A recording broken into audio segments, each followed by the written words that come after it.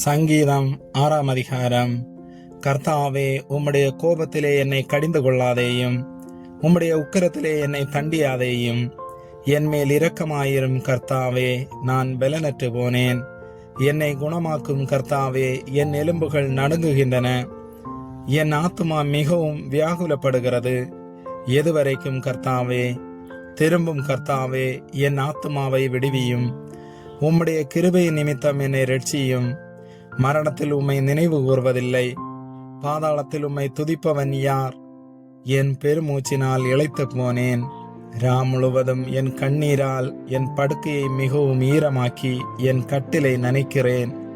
துயரத்தினால் என் கண் குழி விழுந்து போயிற்று. என் சத்துருக்கள் அனைவர் நிமித்தமும் மங்கி போயிற்று. அக்கிரமக்காரரே, நீங்கள் எல்லாரும் என்னை விட்டு அகன்று போங்கள். கர்த்தர் என் அழுகையின் சத்தத்தை கேட்டார். கர்த்தர் என் விண்ணப்பத்தை கேட்டார்.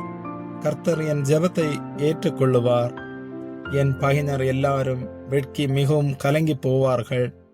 அவர்கள் பின்னாக திரும்பி சடுதியிலே வெட்கப்படுவார்கள். ஆமேன்.